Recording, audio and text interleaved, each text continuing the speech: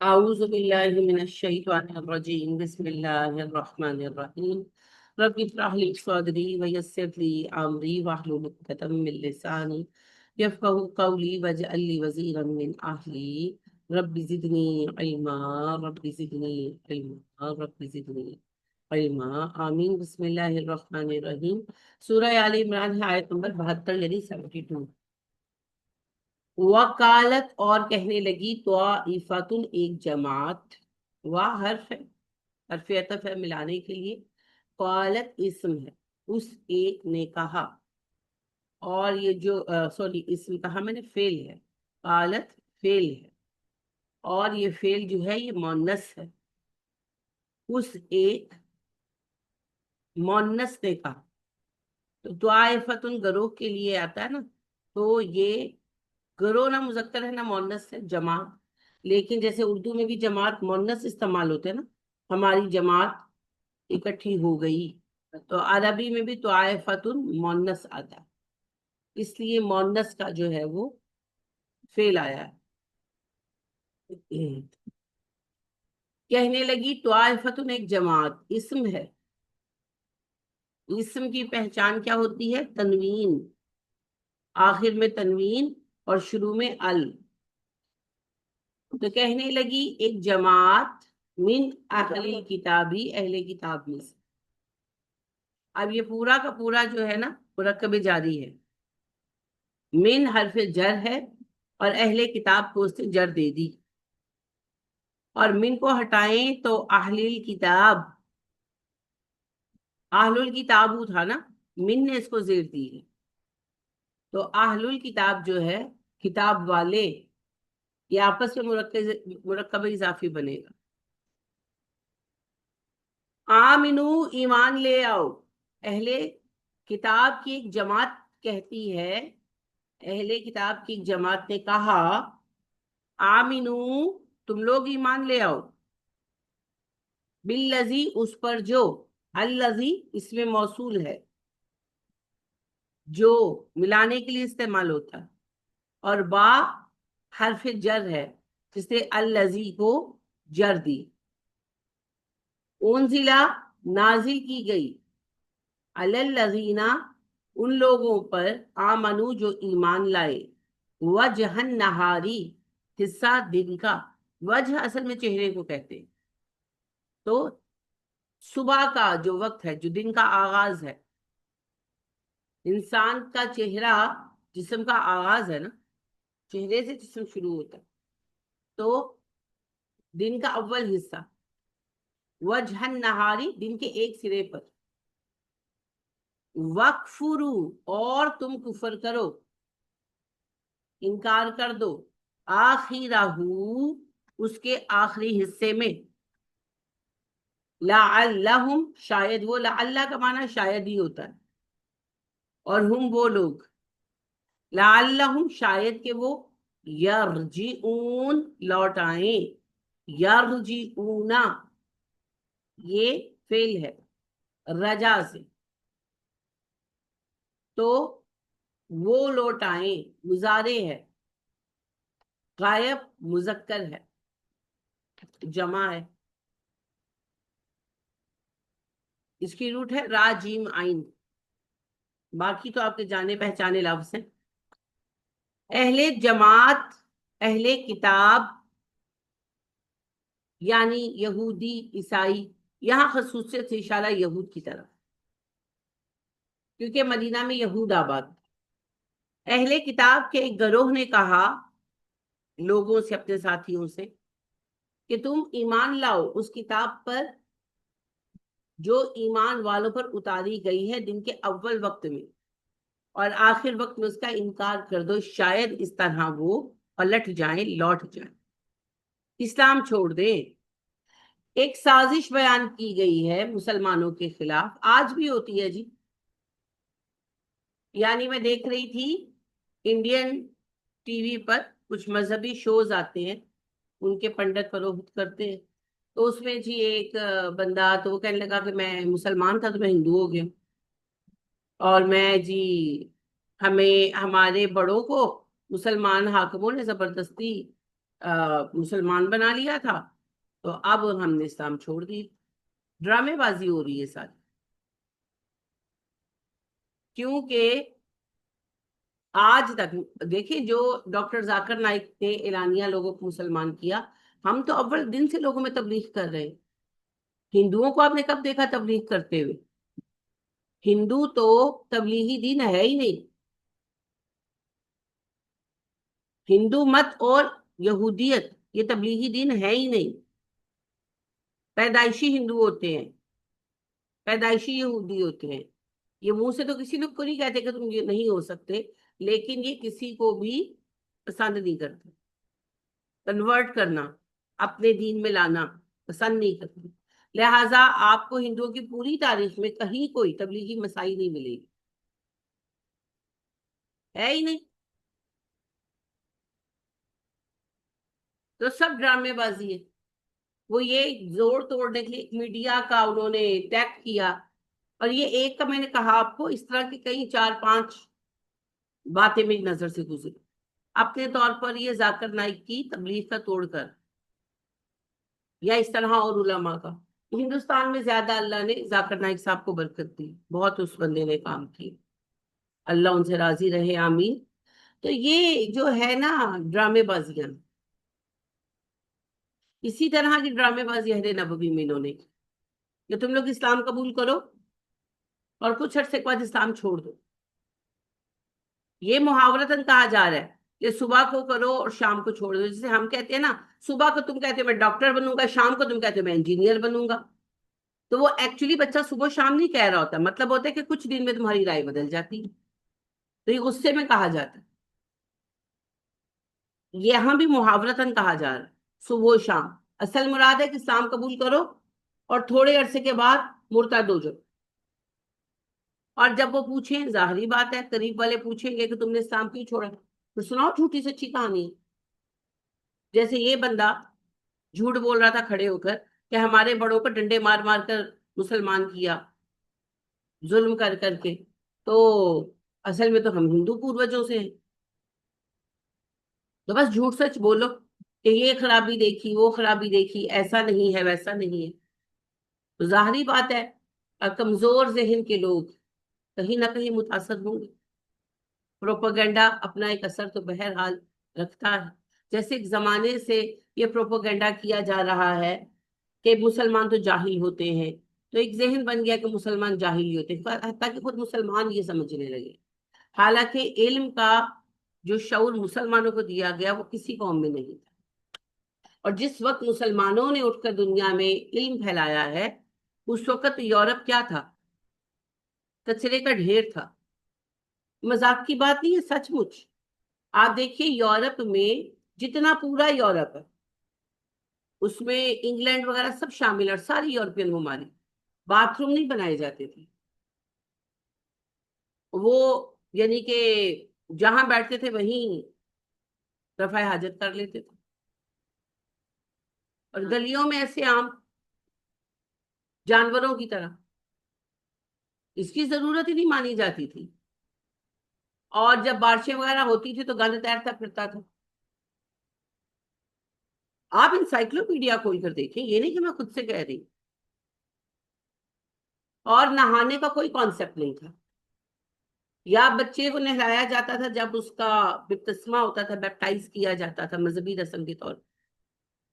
ساری ساری عمر لٹرلی لوگ نہیں نہاتے تھے، ساری ساری عمر نہیں نہاتے تھے، ایسے گزر جاتے تھے. یہ تو تعلیم ان کو مسلمانوں نے دیا جو ہمیں ہائیجین کا سبق پڑھاتے ہیں. یہ تعلیم تو دی ہی مسلمانوں نے ہے. اور یورپ میں سب سے زیادہ رول جو ہے وہ اندلس کی یونیورسٹیز نے پہلے پلے کیا. اسپین کی اندلس مسلمانوں نے اسے نام دیا. تو تلی تلا قرطبہ کی یونیورسٹیز، پھر اس کے بعد سلطنت عثمانیہ یعنی ترکی کی یونیورسٹیز.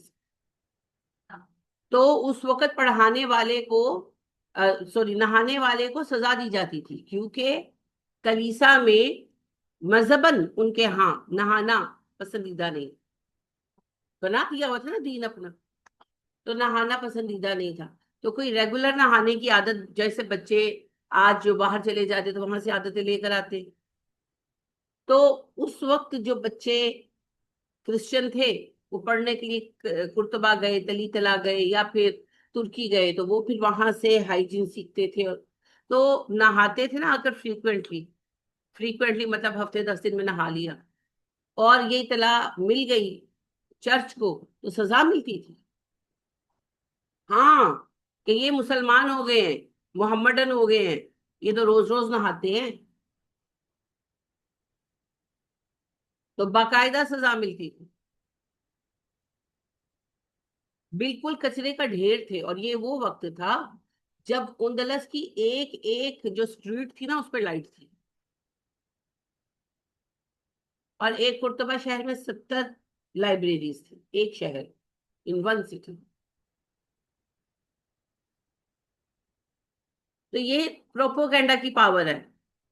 کیا آپ نے یہ سمجھنا شروع کر دیا کہ جو ہمارے اجداد تھے وہ تو گوار تھے، معاذ اللہ، وہ جڈ تھے، اور وہ تو بس ایک بات ہی جانتے تھے کہ لڑو اور مر جاؤ. ہاں، جہاد ہماری زندگی کا حصہ تھا، لیکن بڑے شائستہ لوگ تھے. تو یہ پروپوگنڈا کی پاور ہوتی. لوگ خود کو غلط سمجھنے شروع کر دیتے.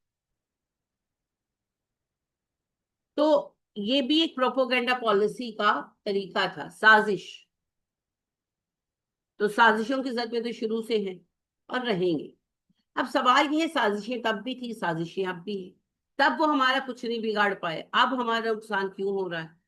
ہم اپنے لیول سے نیچے گئے، انہوں نے خود کو ریز نہیں کیا. ہم اپنے لیول سے بہت نیچے آ گئے، جس کی وجہ سے ہم نقصان اٹھا رہے ہیں. ہماری کمزوری ہے. جب شیر بوڑھا ہو جاتا ہے نا، یا کمزور ہو جاتا ہے، اس کے پنجے ٹوٹ جائیں، یا زیادہ تر ویسے بوڑھے ہی ہوتے ہیں، تو پھر پتہ ہے کیا ہوتا ہے؟ جنگلی کتے وہ دیکھتے ہیں کہ ظاہر ہے کہ جانور ہیں، ایک دوسرے کو سمجھتے ہیں، تو دیکھتے ہیں کہ اب شیر بوڑھا ہو گیا، تو پھر وہ اپنا جھنڈ بناتے ہیں. ویسے وہ رہتے ہیں جھنڈ میں، تو وہ پھر اٹیک کرتے ہیں شیر پر، کیونکہ ان کو پتا ہوتا ہے کہ بوڑھا شیر ہے، ہمارا کچھ بگاڑ زیادہ نہیں سکے گا. تو پھر وہ ڈھیر سارے ہوتے ہیں، 50 ہیں، 30 ہیں، شیر ایک ہے وہ بھی بوڑھا، تو وہ پھر اس کا شکار کرتے. تو بوڑھے شیر کا شکار کرتے ہیں، جوان شیر کا نہیں کر سکتے. تو جب کمزور پڑتا ہے نا شیر، تو دیکھیں کتوں کی بھی جرات ہو جاتی ہے. یہی بات ہے. ہم کمزور پڑے ہیں تو آج کتوں کی بھی جرات ہوئی ہوئی ہے کہ مل مل کر ہمارے خلاف جو ہے وہ محاذ قائم کر رہے ہیں. تو کمزوری ہماری ہے طرف سے، ورنہ ہمارے خلاف یہ ہمیشہ رہیں گے. یہ نہیں ہو سکتا. وہ جو بات کہی تھی نا ورقہ بن نوفل نے نبی کریم صلی اللہ علیہ وسلم سے، کہ جس نے کہا لا الہ الا اللہ، اس کی مخالفت نہ کی گئی ہو، یہ نہیں ہو سکتا. تو لا الہ الا اللہ کی دعوت دینے والی قوم ہم ہی ہے قیامت تک. تو ہماری مخالفت نہ ہو، یہ نہیں ہو سکتا. مخالفت تو بہت ہوگی، ہر طرح کی ہوگی، اور اس مخالفت سے نمٹنے کی طاقت بھی ہم ہی میں ہے. دنیا میں جو فساد ہے، اسے سمیٹنے کی طاقت بھی صرف ہم میں ہی ہے، ہم ہی سمیٹیں گے. لیکن جاگنا ہو. ہاں، جاگنا ہو. جب دھند چھا جاتی ہے نا سرد علاقوں میں، تو گیدڑ جو ہے نا وہ بناتے ہیں اپنے مورچے اور حملے کرتے ہیں جانوروں کو. تو سرد علاقوں کے دو بڑے اہم جانور ہیں، بھیڑی اور گیدڑ. وہ پھر بھیڑیوں پر حملہ کرتے ہیں. بھیڑیوں سے ویسے ڈرتے ہیں گیدڑ، لیکن جب دھند چھا جاتی ہے تو نظر نہیں آتا. تو وہ پھر گیدڑ جو ہے نا وہ اپنے سیٹ کرتے ہیں اٹیک اگینسٹ دا وولفز، بھیڑیوں کے خلاف، کیونکہ وہ دھند میں دیکھ سکتے ہیں گیدڑ، بھیڑی اتنی صفائی سے نہیں دیکھ سکتے. تو پھر بعضوں کا زخمی بھی ہوتے ہیں ان اٹیکس میں بھیڑی. پھر جب دھند ختم ہو جاتی ہے پھر بھیڑی پلٹ کر والتی، پھر گیدڑ مارے جاتے ہیں. تو یہ تھوڑی دھند چھائی ہوئی ہے، چھٹ جائے گی، تھوڑا وقت لگے گا. لیکن یاد رکھیں کہ آپ کے ایمان کے خلاف طرح طرح کی سازشیں ہوئی، طرح طرح کی سازشیں ہوئی، ان سازشوں سے نمٹنے کی طاقت ہونی چاہیے آپ، اور یہ طاقت آئے گی علم سے، تو ہر چیز پر اعتراض ہوگا۔ جیسے آپ دیکھیں کہ ایک بڑا اہم موضوع ہے، اگر آپ کبھی جا کر نیٹ پر خالی سرچ کے لیے لکھے نا ایرر ان قرآن، تو کتابوں کی کتابیں کھل جائیں گی۔ ہاں، قرآن کی غلطیاں، بڑی بڑی کتابیں لکھی گئی، قرآن میں یہ غلط ہے، قرآن میں وہ غلط ہے، قرآن میں تو گرامیٹیکل یہ غلط ہے، قرآن میں تو گرامیٹیکل وہ غلط ہے، قرآن میں تو یہ بیان غلط ہے، قرآن میں تو فلانی بات جھوٹی ہے، بڑا کچھ لکھا گیا۔ اب وہ تحقیق سے وہ سب باتیں غلط ہیں جو کتابیں لکھی گئی، یہ درست ہے، مگر اس بات کو ماننے اور جاننے کے دو طریقے ہیں۔ یا تو آپ کا بلیف مضبوط ہو، یقین مضبوط ہو، آپ بات ختم کریں کہ نہیں بھائی قرآن صحیح ہے اور اس کے اگینسٹ جو لکھا گیا ہے وہ غلط ہے، یہ مضبوط آپ کا عقیدہ۔ اور دوسرا طریقہ یہ ہے کہ آپ دین کا اتنا علم رکھتے ہو کہ جو بات کہی جائے آپ اس کو سمجھ سکیں کس اسکیل پر کہی جا رہی۔ آج کل کے بچوں میں ایمان کا وہ لیول تو نہیں ہے، تو پھر علم کا لیول بڑھائیں نا، یا علم ہو تو یا یقین ہو۔ خالی ہاتھ محاذ میں اتریں گے، جنگ میں اتریں گے تو مارے ہی جائیں گے۔ ایک صحافی ہیں عبدالستار سم تھنگ نام ہے ان کا، انہوں نے افغانستان کے حالات پر کتاب لکھی، وہ پہلی کتاب تھی، بڑی فیمس ہے جب روس تھا افغانستان، تو وہاں پر وہ افغان جو فوجی قید وغیرہ تھے ان سے ملے، تو ایک فوجی ان سے کہنے لگا، قیدی، کہ یہ ہمیں نا بڑا پریشان کرتے ہیں، یعنی کہ وہ ان کو روس والے سیکولر تھے، بے دین تھے، تو وہ انہیں بے دینی کی طرف لانے کے لیے ڈسکشنز کرتے تھے، تو انہوں کہنے لگا کہ یہ ہمیں اس پر بہت بحث کرتے ہیں، تو انہوں نے ہمیں قرآن مجید پکڑایا، کسی ایک فوجی کو پکڑایا اور اس کو کہا ان کے تم کہتے ہو خدا کی کتاب ہے، تو نے کہا ہاں، تو اس نے گولی ماری تو قرآن میں سے گزر گئی، کتاب ہے نا، تو کہنے لگا دیکھو اگر یہ اللہ کی کتاب ہے اس میں سے گولی کیوں گزر گئی؟ تو وہ بڑا پریشان تھے اس بات سے نا کہ انہوں نے ایسے کہا اور ایسے کیا، تو قرآن تو اللہ کی کتاب ہے پر گولی کیوں گزر گئی؟ سمجھ رہے ہیں؟ ہم اس قدر گئے گزرے ہو چکے ہیں۔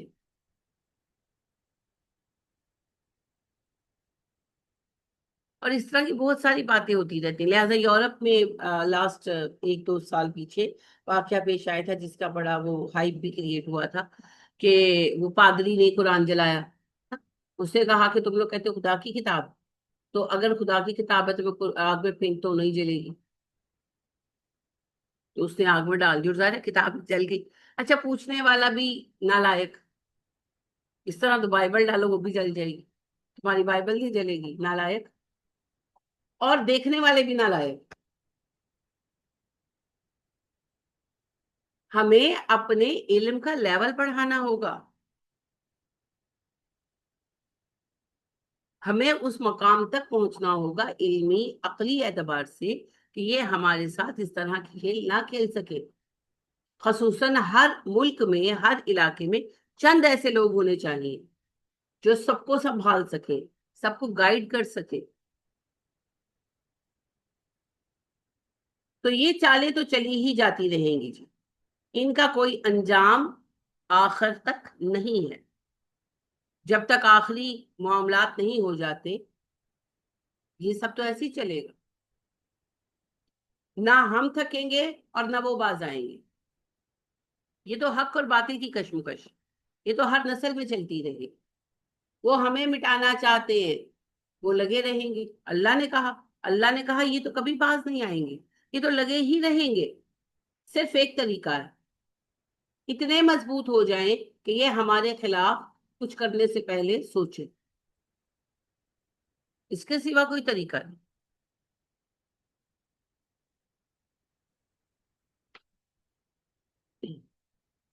ولا نہ تؤمنو، تم مانو، الا مگر لمن اس کی جو تبھی آپ پیروی کرے دین حکم تمہارے دین کی، تم ہرگز کسی کی بات نہ ماننا سوائے اس کے جو تمہارے دین کی پیروی کرے. یہ یہودی اپنے قوم کو نصیحت کر رہے کہ تم ایمان جو لاؤ گے وہ دکھاوے کا ہوگا، حقیقت میں ایمان مت لے آنا، بس اس پر ایمان لانا کہ تمہارے دین کی پیروی کرے. کیا تھا ان کا دین؟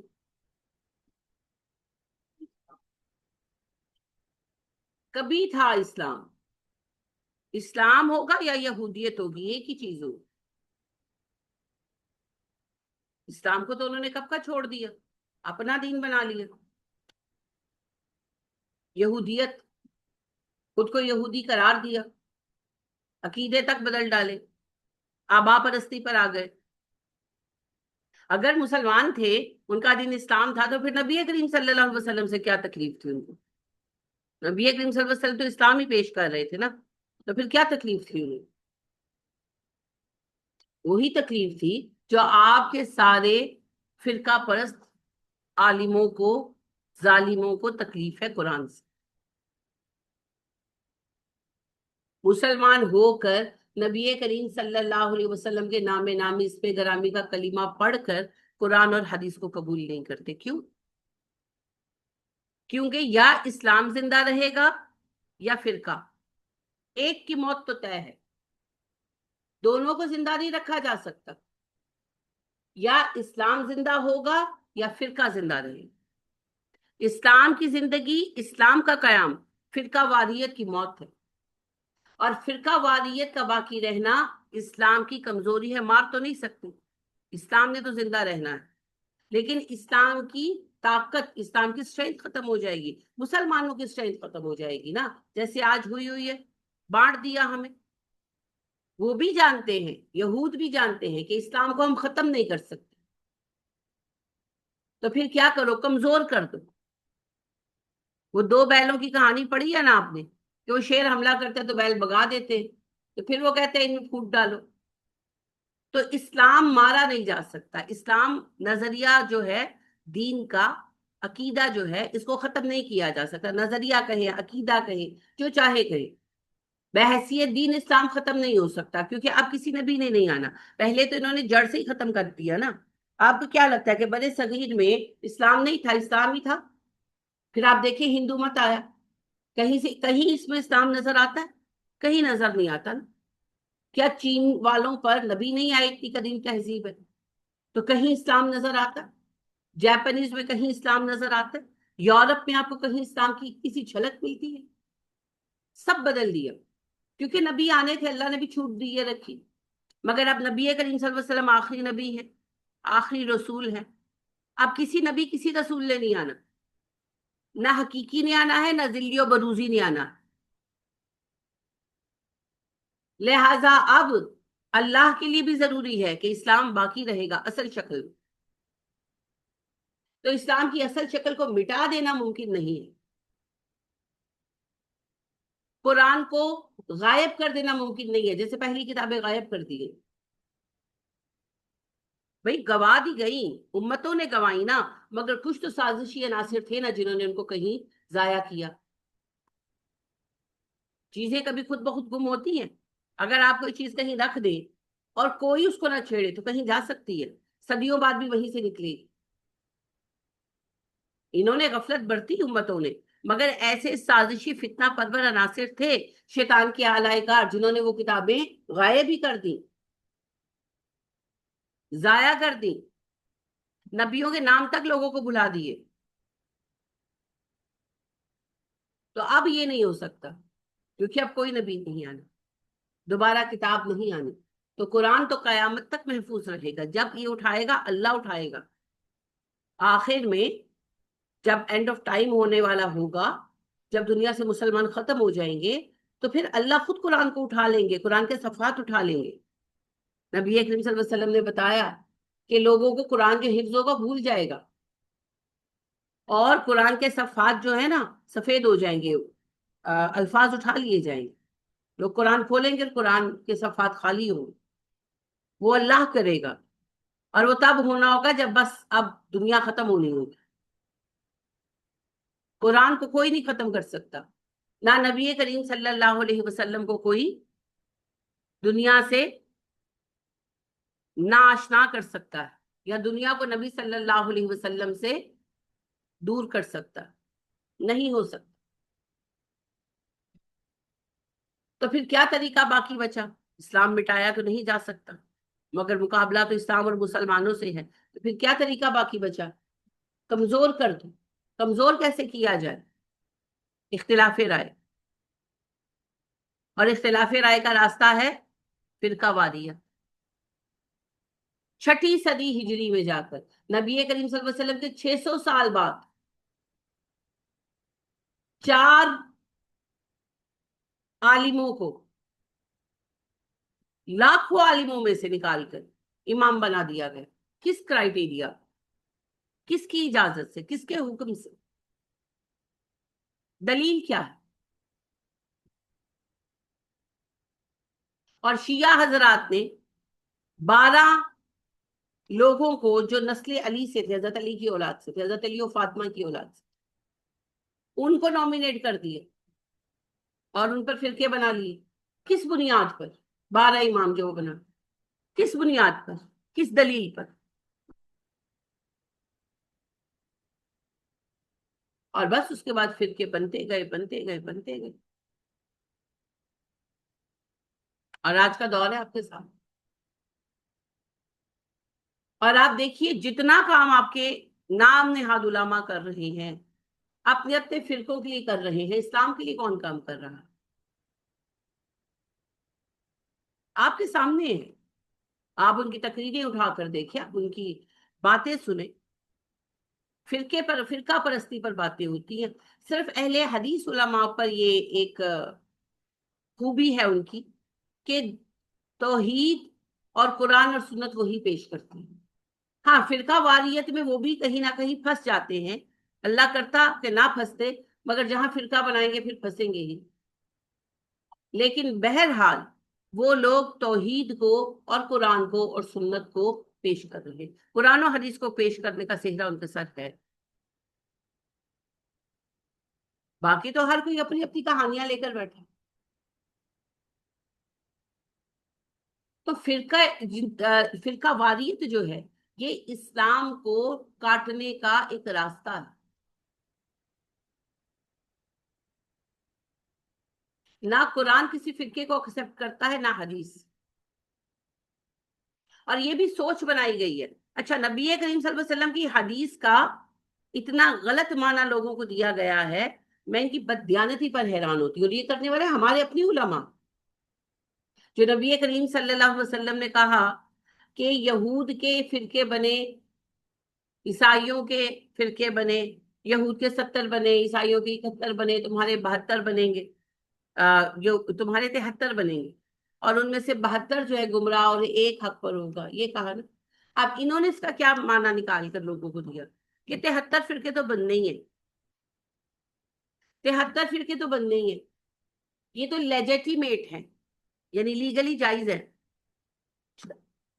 یہ معنی ہے حدیث کا۔ نبی صلی اللہ علیہ وسلم نے تو یہ نہیں کہا۔ آپ نے کہا تمہارے 73 فرقے بنیں گے، 72 جہنمی ہوں گے، ایک جنتی ہوگا۔ صحابہ نے کہا وہ کون سا ہوگا اللہ کے نبی صلی اللہ علیہ وسلم؟ آپ نے فرمایا جو اللہ کی کتاب، میری سنت اور میرے صحابہ کے طریقے پر قائم رہے گا، یعنی کہ ایکچولی جو فرقہ واریت کے پیچھے نہیں جائے گا، قرآن و سنت کے پیچھے جائے گا، جو آپ نے بار بار کہا بھی ہے۔ انہوں نے اتنی واضح حدیث کو لوگوں کے ذہنوں میں یہ بنا کر ڈالا کہ فرقے تو بند نہیں ہے، کسی نہ کسی فرقے میں تو جاؤ گے، مگر فرقے کہاں جائیں گے وہ نہیں بتاتے۔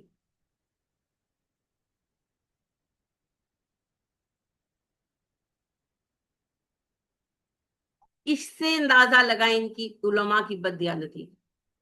اور جب تک عالم بددیانت نہیں ہوتے نا، حاکم بددیانت نہیں ہوتے۔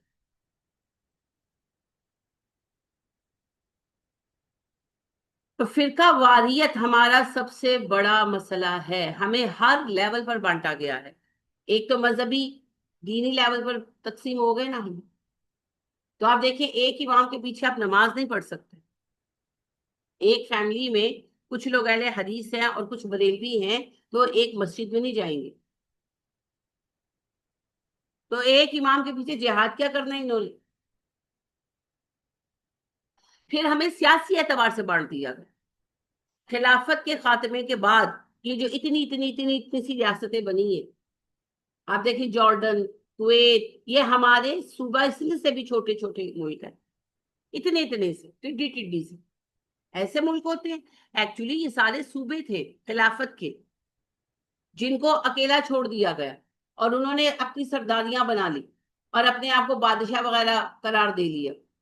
پیسہ تو بہت ہے ان کے پاس آئل وغیرہ کی وجہ سے، سونا ان کے پاس ہے بھائی، جواہرات ان کے پاس نکلتے ہیں، تو اس لیے امیر بہت ہے. مگر نہ ان کے کوئی صحیح انتظام ہے، نہ ان کی کوئی فوجیں ہیں، نہ ان کی کوئی سیاسی بصیرت ہے. سیاسی بصیرت کیسے ہوگی؟ وہ تو آپس میں لڑتے پھر رہے. عراق ایران ساری زندگی گزر گئی اسی میں ہماری. چھوٹے چھوٹے ہم تھے تو یہی خبر آتی تھی نا، عراق نے ایران پر حملہ کر دیا، ایران نے کویت پر حملہ کر دیا، عراق نے کویت پر حملہ کر دیا، یہی کچھ چلتا رہا. کیونکہ ان کی حیثیت ہے چھوٹی چھوٹی سرداریوں کی. وہ ایک ریاست کے امیر والا تو مقام ہی نہیں ہے نا. اپنی اپنی سرکاری حیثیت سرداری قائم رکھنے تک ان کی اپروچ ہے. جو ریاست ہوتی ہے وہ بہت بڑی ہوتی ہے، عظیم ہوتی ہے، رقبے سے نہیں ذمہ داری سے. ریاست کا امیر اپنے فائدے کے لیے نہیں بیٹھا ہوتا، قوم کے نفع کے لیے بیٹھا ہوتا. اور ریاست کا جو منصب ہے، جو سرداری ہے، وہ فیصلہ کرنے کی جگہ ہے، اور فیصلہ کرنا قربانی مانگتا ہے. اپنے خاندان کو فیسیلیٹیٹ کرنے کے لیے سردار بننا، یہ کوئی سرداری کے مقاصد تھوڑی ہے. لہذا ہمارے تو اول سردار جو تھے ہمارے نبی صلی اللہ علیہ وسلم، اس وقت میں آپ کروڑ پتی آدمی تھے، مگر اپنے گھر والوں کو اپنے خرچہ دینا نہیں مانا کہ میری امت کے لوگ مہاجرین بن کر آ رہے ہیں، جہاد ہو رہے ہیں، تم لوگوں کو میں خرچے دوں؟ نہیں دوں گا.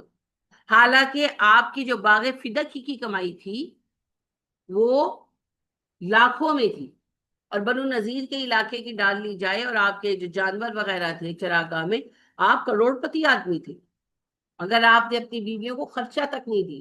صرف فصل اترتی تھی تو کھجورے ڈلوا دیتے تھے، ستو ڈلوا یعنی کہ جو ڈلوا دیتے تھے، اسے ستو ستو بناؤ، بس خرچے نہیں دے سکتا. اور اس کے بعد پھر خلفائے راشدین اسی ڈگر پر چلے.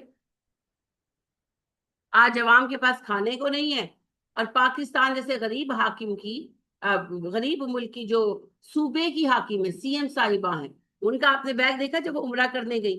انٹرنیشنل نیوز بنی بھائی. ہاں میں یہاں کی نیوز تو میں دیکھتی نہیں ہوں، کیونکہ اس میں نا وہ بہت زیادہ کر دیتے ہیں جھوٹ اور ڈرامے بازی. ہاں ڈرامے بازی بہت کرتے ہیں. تو وہ کوئی بھی ریلیونٹ نیوز جو ہے میں دیکھتی رہتی ہوں، پڑھتی ہوں. میں سنتی کم ہوں، میں پڑھتی زیادہ ہوں. I am a reader basically. تو وہ میں بی بی سی کا آرٹیکل تھا پورا بھائی اس کے اوپر، اور وہ یہی انہوں نے باقاعدہ لکھا کہ جب مریم صاحبہ جدہ ایئرپورٹ پر اتری تو ان کے بیگ نے سارے میڈیا کی نظریں اپنی طرف مرکوز کر لی. اور اب اس وقت مجھے اب یاد نہیں ہے وہ کون سی برانڈ کا بیگ تھا، وہ 50 لاکھ کا بیگ تھا جی. اور اس کی جو اوپر وہ لگی ہوئی تھی نا چیزیں، یعنی کہ جو رنگ وغیرہ لاک وغیرہ، وہ ریل سونے کے تھے. اور وہ کسٹمائز بیگ بناتے ہیں، لندن کی وہ ہے کمپنی، تو وہ کسٹمائز بیگ بناتے ہیں. اور یہ لیدر لگا ہوا تھا، اور یہ ہوا ہوا تھا، اور یہ ہوا ہوا تھا. تو یہ ایک بیگ کی بات ہے. تو سرداری اپنے خاندان کو فیسیلیٹیٹ کرنے کی جگہ نہیں ہے. سرداری تو نام ہے قوم کے مفاد کے لیے کام کرنے کا. وہ سردار تو کہیں ہے ہی نہیں، پورے عالم اسلام میں نہیں ہے. یہ نہیں کہ پاکستان میں نہیں ہے، پورے عالم اسلام میں نہیں ہے، کیونکہ اہل لوگوں کے اوپر آنے نہیں دیا جا رہا. سب ملکوں میں نالائق ترین لوگ حاکم بنائے گئے. پہلے تو بانٹا گیا، اب ظاہری بات ہے جب اتنی اتنی ریاست بن گئی تو مفادات بکھر گئے نا. ایک خلافت کے صوبے تھے تو سب کے مفادات ملے ہوئے. جب الگ الگ ہو گئے تو مفادات ٹکرانے لگے. اور دوسرا مسئلہ یہ ہوا کہ نالائق لوگ، نااہل لوگ حکمران بنے، جنہیں صرف اپنا نفع چاہیے، قوم کا جو ہوتا ہے ہو. تو پھر چیزیں اور بگاڑ کی طرف چلتی چلی، جیسے آج ہم دیکھ رہے ہیں.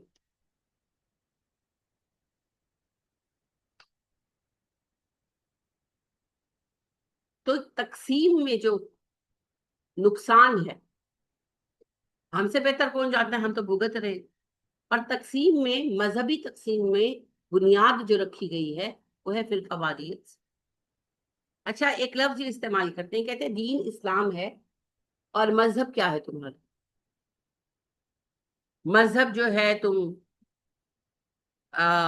یعنی کہ بریلوی ہو کہ سنی ہو کہ کیا ہو، یعنی یہ تقسیم کرتے ہیں. آپ باقاعدہ پڑھیں، اس دین ہمارا ایک ہے، اسلام مذاہب چار ہے: شافی، حنبلی، مالکی، اور ایک اور کون سی ہے جی؟ شافی، حنبلی، مالکی، حنفی. اتنے مشہور کو بھول گئے، حنفی. اچھا، سوال یہ ہے، آپ نے قرآن ماشاءاللہ دورہ قرآن میں تو پڑھا ہے نا، آپ نے مذہب کا کوئی لفظ پایا، کوئی ٹرم ملی؟ پوری حدیث اٹھائیں اور مجھے لا کر دیں، دعویٰ کرتی ہوں آپ کو کوئی ٹرم نہیں ملی. تو لائے کہاں سے ہو بھائی، لائے کہاں سے ہو؟ اور اگر تم خود سے لائے ہو تو پھر چار مذاہب کی قید کیسے ہو؟ پھر جس کا جو جتنا مذہب چاہے بنا لے. ریاست کے اندر ریاست بن سکتی ہے. پاکستان ایک ریاست ہے نا، اس کے اندر آپ ایک ریاست بنا لیں بیٹھ کر، کہ میری اصل ریاست تو پاکستان ہے، میرا ملک پاکستان ہے، لیکن میری ڈومین جو ہے، یا میری جو ریاست ہے، یا میرا کیا کہنا چاہیے کہ سرداری جو ہے، یہ اس علاقے کی ہے. لاہور میری سرداری ہے، یہ پورا لاہور میں نے فتح کر لیا ہے یا خرید لیا ہے، اور یہ میری سرداری کا علاقہ ہے، یہ میرا علاقہ ہے، یہاں میرا سکہ چلے گا، یہاں میرا جھنڈا ہوگا. میں پاکستان کی ریاستی حیثیت کو مانتا ہوں، لیکن لاہور جو ہے وہ میری سرداری کے ماتحت چلے گا. پاکستان میں یہ ہو سکتا ہے؟ کہیں نہیں ہو سکتا. ایک ہی ریاست ہے، ریاست کے اندر ریاست نہیں بنا سکتے آپ. لہذا جو بڑے بڑے کچھ نواب شواب ہیں بھی تھوڑے بہت، تو وہ نہ اپنا سکہ چلا سکتے ہیں، نہ اپنا جھنڈا لگا سکتے ہیں، کچھ ایسا نہیں کر سکتے. ان کی حیثیت بس جو ہے نا زمینداروں جیسی ہے، کہ ان کی ملکیت ہے تو بس اس سے وہ پیسے ویسے کما سکتے. ریاست کے اندر ریاست نہیں بن سکتی. تو دین کے اندر مذہب کیسے بنے گا؟ ایک دین کے اندر آپ بانٹ کر چار الگ الگ دین بنا رہے ہیں، اور پھر بڑی ہوشیاری کے ساتھ کہتے ہیں دین اسلام ہے، مذہب الگ ہے، مذہب چار ہیں. ریاست کے اندر تو ریاست بنا نہیں سکتے، دین کے اندر دین بنا رہے ہو، اور اللہ سے ڈرتے بھی نہیں ہو.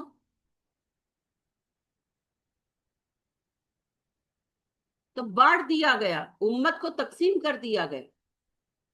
اور تکلیف دہ بات ہے، اس جھوٹ کو اتنا سنایا، اور عالموں نے سنایا، ممبر رسول پر بیٹھ کر سنایا، اتنا سنایا، اتنا سنایا کہ لوگ اسی کو سچ سمجھتے ہیں. آج آپ لوگوں سے جب یہ پوچھیں کہ ہمیں بتائیں کہ کیسے آیا، آغاز کیسے ہوا، تو ان کے پاس ایک ہی جواب ہوتا ہے، اہل عالمہ نو نہیں پتا، تانو نما پتا چلے. نئے پرانے کو چھوڑیں. اچھا، ہم سے تو یہ سوال کرتے ہو، 6 صدی ہجری میں اٹھ کر آل آف سڈن چند لوگوں نے جب یہ قصہ کیا کہ چار مذاہب کے اندر ہدایت ہے، تو ان سے کیوں نہیں پوچھا کہ تمہیں نیا پتا چلا ہے 600 سال بعد؟ اللہ کے رسول تو بتا کر دی گئے، صحابہ نے تو بتایا نہیں، تمہیں نیا پتا چلا ہے، ان سے تو نہیں پوچھا. ہم سے پوچھتے ہو، جبکہ ہمارے مد مقابل ہمارے جیسے لوگ ہیں، عام افراد، جو 6 صدی ہجری میں جنہوں نے یہ مسئلہ شروع کیا، اور آج بھی جو اس مسئلے کو لے کر بیٹھے ہیں کہ نہیں جی مذاہب ہیں، عام امتی ہیں نا، کوئی خصوصیت تو نہیں ہے ان کو ہم پر، صرف اس کے علاوہ کہ وہ 19ویں صدی میں پیدا ہو گئے یا 18ویں صدی میں پیدا ہو گئے، اس کے سوا تو کوئی فرق نہیں ہے نا، ہمارے جیسے عامات المسلمین ہے نا. لیکن جن کے خلاف بیان انہوں نے دیا، جن کے اگینسٹ مد مقابل کھڑے ہو کر، وہ تو نبی کریم صلی اللہ علیہ وسلم اور ان کا گروہ صحابہ ہے. نبی صلی اللہ علیہ وسلم نے یا صحابہ نے تو کوئی گروہ نہیں بتائے تھے. جب انہوں نے کھڑے ہو کر کہا کہ دین تو ایک ہے سب کا اسلام، مگر مذہب 4 ہیں سنیوں میں اور شیعوں نے کہا 12، تو ان 4 مذاہب کے اندر جو رہے گا وہ ہدایت پر رہے گا، جو ان مذاہب سے باہر نکلے گا وہ کافر ہے. تو کس بنا پر کہا؟ ان سے سوال کیوں نہیں کیا کہ تانوں نوا پتا چلے قرآن و حدیث رشتے ہے کوئی نہیں؟ ان کو کسی نے نہیں پوچھا. اور ہم جب قرآن و حدیث کی بنا پر کوشچن کرتے ہیں کہ آپ کہاں سے لے کر آئے ہیں، تو کہتے ہیں اچھا این عالمہ نے جھوٹ کیا. جی ہاں، آپ کے اتنے عالم اتنے عرصے سے جھوٹ بول رہے ہیں تو ہم کیا کر سکتے ہیں؟ وہ اپنے جھوٹ کا جواب خود دیں گے. جھوٹ بولا ہے انہوں نے. اگر جھوٹ نہیں بولا تو قرآن سے یا حدیث سے ہمیں مذہب کی دلیل لا کر دے. کمال کر رکھا ہے. اور جھوٹ بولنے والوں کو کوئی نہیں پکڑتا، جو سوال کرتا ہے. جیسے ہمارے یہاں سیاست میں بھی یہ ہو رہا ہے، جنہوں نے خیانت کی، کرپشن کی، ان کو کسی نے کچھ نہیں کہا. جس نے اٹھ کر عمران خان نے کہا کہ تم لوگ کرپٹ ہو، تو کہتے ہیں عمران خان نے فساد ڈال دیا. یعنی جس نے کہا چور ہیں وہ غلط ہے، چوری کرنے والے ابھی بھی صحیح ہیں. وہی معاملہ ہے بھائی. جنہوں نے فساد بھرپا کیا ان سے کوئی کوشچن نہیں کرتا. جو کہتے ہیں غلط کر رہے ہیں، دین کو بگاڑ رہے ہیں، جھوٹ ہے، کہتے ہیں تم فسادی ہو، ہم فسادی ہیں.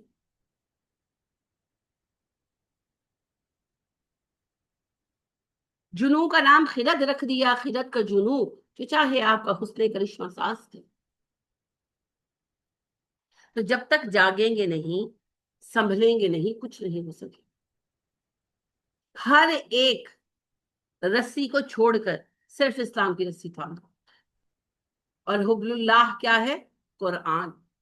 القرآن حبل اللہ. اللہ کی رسی تھام لیجیے، قرآن تھام لیجیے، اور قرآن پھر آپ کو جو بنائے گا وہ بن جائیے. پھر چاہے اس کو لوگ وہابی کہیں، چاہے بددین کہیں، پرواہ نہ کریں، کیونکہ اللہ نے قرآن کو ایکسپٹ کرنا. اللہ نے کسی حنفیت کو، کسی وہابیت کو ایکسپٹ نہیں کرنا.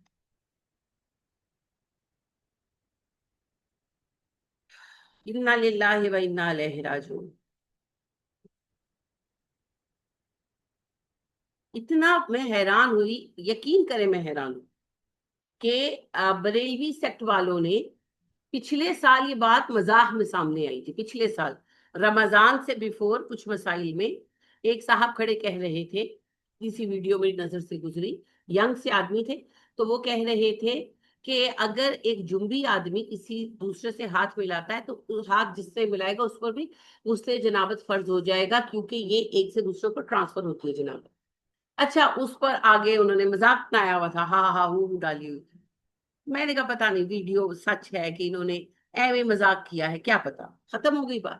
اس سال رمضان سے پہلے باقاعدہ وہ ان کا پروگرام ہو رہا ہے مسائل کا، اور اس کے اندر ان کے وہ بیٹھے ہیں مفتی وغیرہ، تو باقاعدہ کوشچن پوچھا گیا کہ یہ ہم نے سنا ہے کہ اگر جنبی آدمی کسی سے ہاتھ ملائے تو جس سے ہاتھ ملائے اس پر بھی جنابت فرض ہو جاتی ہے. تو کہنے لگے ہاں بالکل ہو جاتی، کیونکہ جنابت ٹرانسفر ہوتی ہے. آپ مجھے بتاؤ، تم ہی بتلاؤ کہ ہم بتلائیں کیا. اندازہ کریں آپ. اور ان کو یہ بھی شرم نہیں آتی کہ کوئی دوسرا بندہ اٹھ کر کہے گا کہ جھوٹ بول رہے ہیں،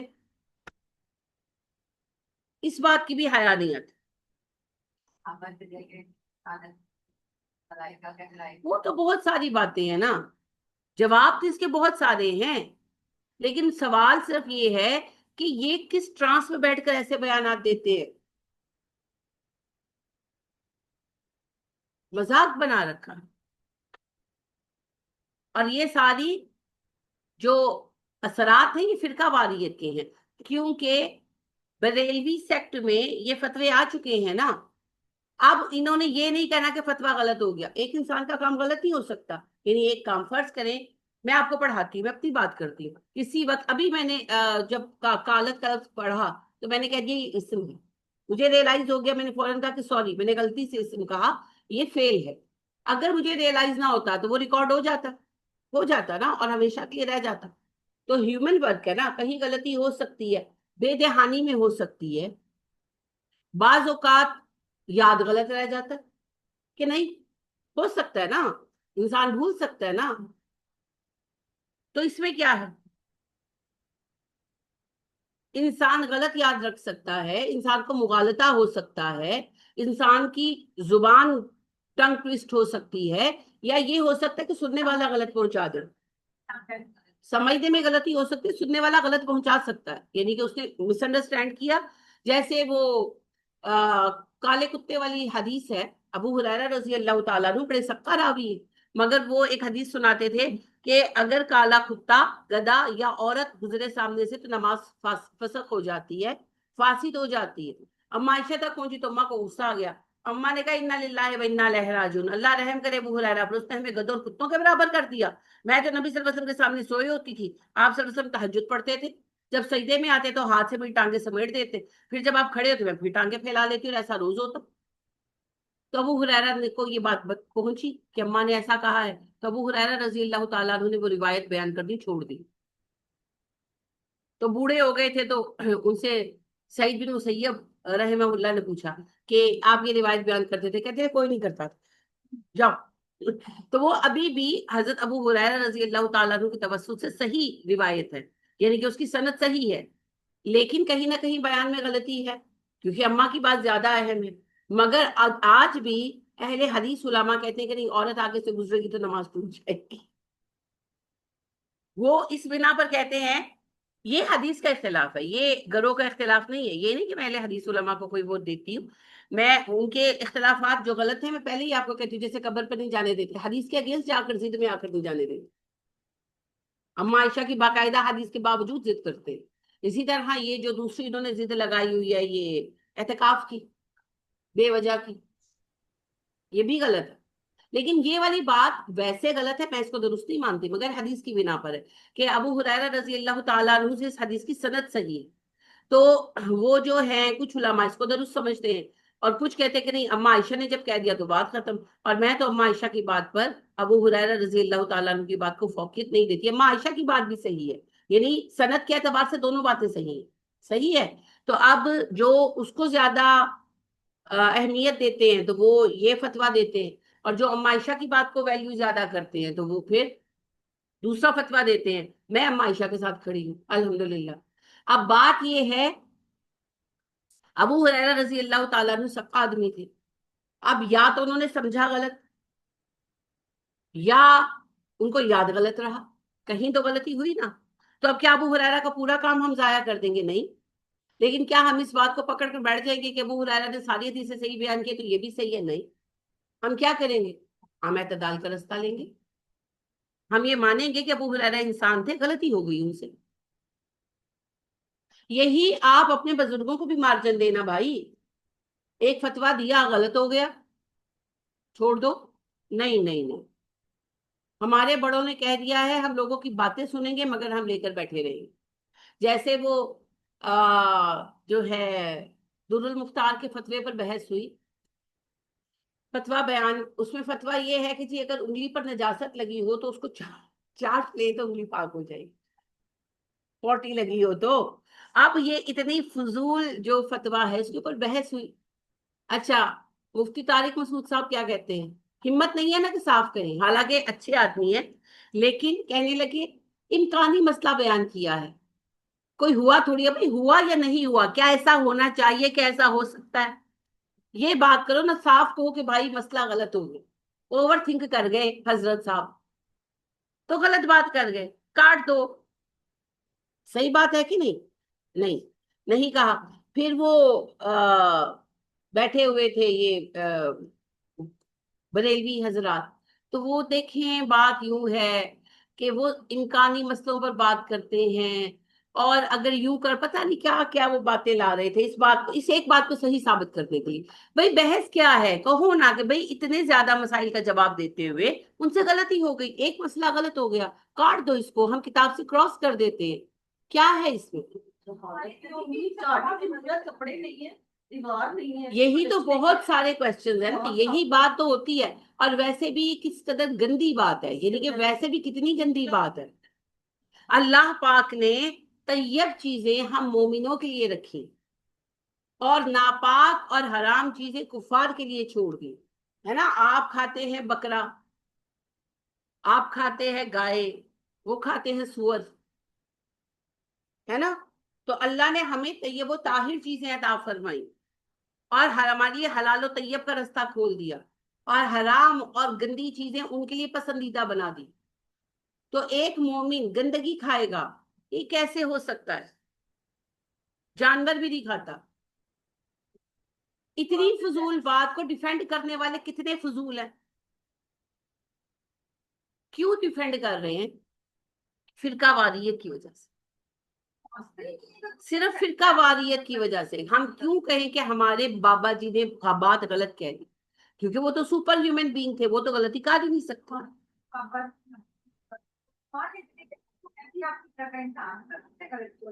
دیکھیں جی، وہ تو اللہ کے رسول ہے نا، اللہ کے رسول جو ہوتے ہیں وہ تو زور دیتے ہیں اس بات پر کہ آدمی کو آدمی سمجھو، تو یہ بڑا مسئلہ ہے۔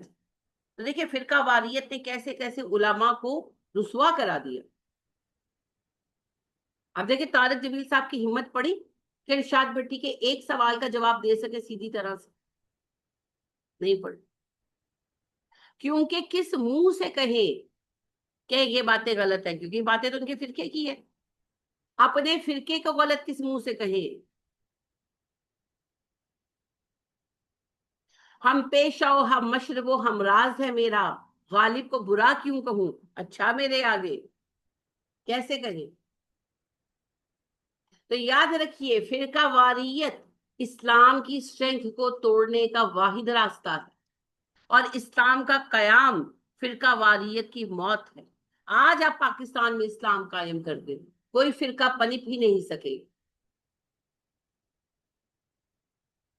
یا آپ ایک گھر بنا لیں بڑا، سب کو رکھیں، اور یا پھر آپ اس گھر کو بانٹ کر چھوٹے چھوٹے چھوٹے چھوٹے یونٹس بنا، دونوں چیزیں ساتھ نہیں ہو سکتی نا۔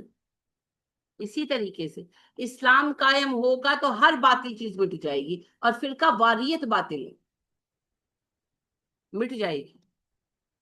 اور اگر آپ فرقہ واریت کا قیام کریں گے، اسلام کو مٹانے کی طاقت تو کسی میں نہیں، مگر مسلمان کنفیوز ہو جائیں گے جیسے آج ہیں، اور نتیجہ کیا نکلے گا؟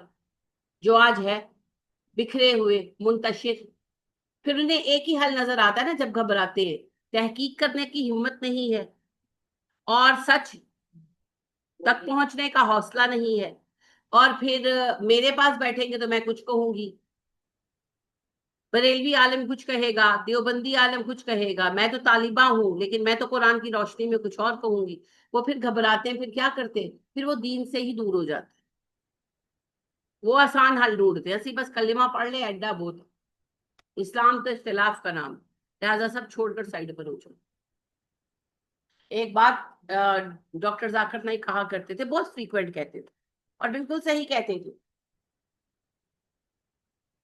اگر آپ فرقوں کو لے کر چلتے ہیں تو صرف اتنا بتا دیجئے کہ ایک غیر مسلم جب مسلمان ہوگا تو سب سے پہلے نماز سکھائیں گے نا، تو اسے کیا پوچھیں گے کہ حنفی نماز سیکھنی ہے کہ شافی کہ مالکی کہ حنبلی؟ وہ تو اتنا ہی کہتے تھے۔ میں ایڈ کرتی ہوں، آپ اس سے پوچھیں کہ شیعہ مسلمان بننا ہے کہ سنی، ہے نا؟ پھر اس کے بعد پورا لسٹ رکھو نا کہ اہل حدیث، ہے نا؟ پھر اس کے بعد پوری لسٹ رکھیں وہ شیعہ سنی سارے فرقوں کی، اور ان کو پوچھیں کہ ہاں بھائی اب بتاؤ کون سی نماز سیکھنی ہے؟ کہاں لے کر جائیں گے آپ؟ جھوٹ کو کتنا کھینچیں گے؟ سب سے بڑے جھوٹ جو ہمارے اس عہد میں بولے گئے ہیں اور عام ہو گئے، اتنا عام کہ لوگ سچ ماننے لگے ہیں، ان میں سے ایک جھوٹ یہ ہے کہ دین ایک ہے اسلام، مذہب چار ہے، حنفی شافی مالکی حنبلی، اور اس جھوٹ کا جواب بڑوں کو دینا ہو، اور یہ کتابوں میں ڈاکیومنٹڈ بات ہے۔ اور شیعوں کی طرف جائیں گے تو وہ کہیں گے دین ایک ہے اسلام، مذہب 12۔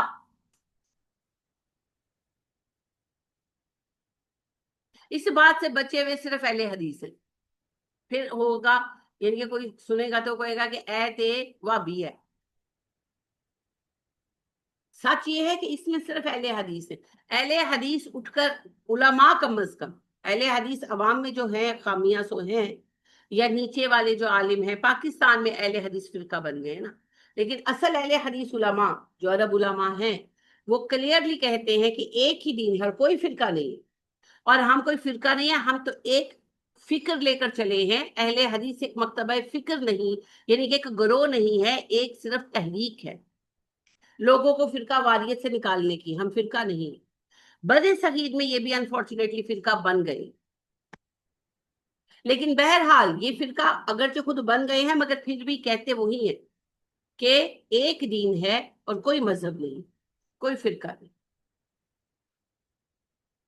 اور 3-4 مسائل کو لے کر جن میں یہ شدت کرتے ہیں.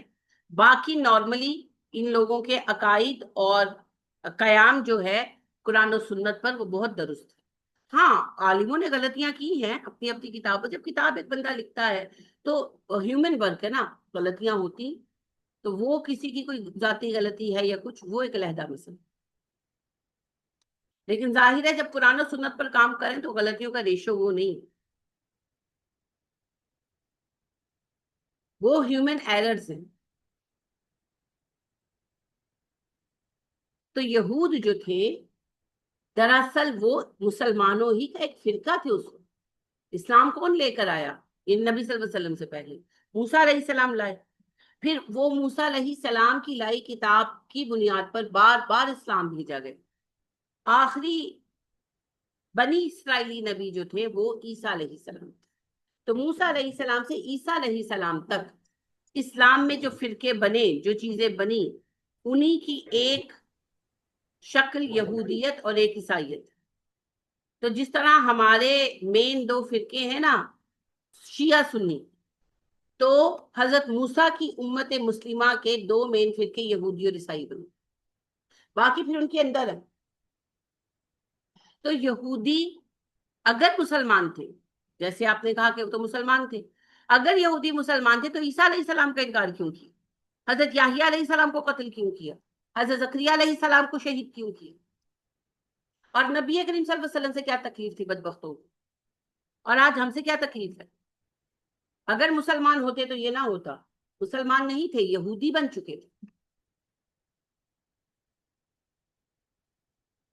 اسی لیے اللہ کہتے ہیں والذین ہادو، وہ جو یہودی بنے بیٹھے ہیں. اسی طرح جس طرح ہم مسلمانوں سے یہ سب بن گئے. ابھی آپ دیکھیں پارا چنار میں کیا چل رہا ہے؟ شیعہ سنی فساد. آپ کو یقین نہیں آتا دیکھ کر کے ایسے. یہ تو خبریں انہوں نے بہت ہائی ڈیکیئر میں کہتی ہوں اچھا کیا ہوا ہے، کہیں اور بھی بھڑک پڑے فسادات. بہت ہی سینسیٹیو ایریا ہے شیعہ سنی معاملات کو لے کر، تو آئے دن وہاں پر یہ مسائل کھڑے ہو جاتے ہیں. اب اندر اندر لگے ہوئے ہیں. 100% خبریں تو نہیں ہے پر کافی بلڈ شیڈ ہوا ہے وہاں. انا للہ و انا الیہ راجعون.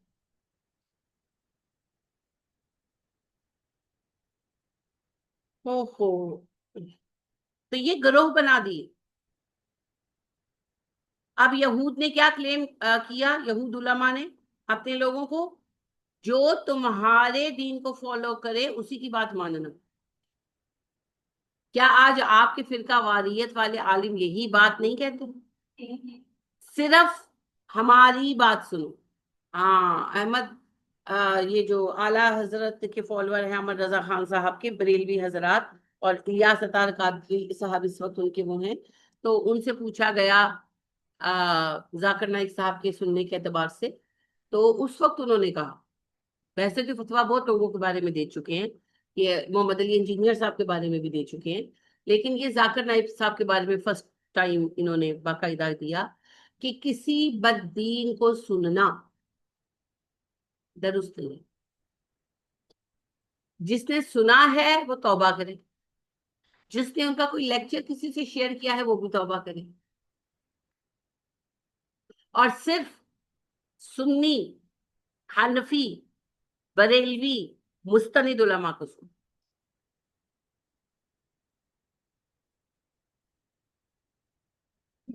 ہے نا مزے کی بات؟ اور یہی آپ کو ہر بندہ بتائے گا.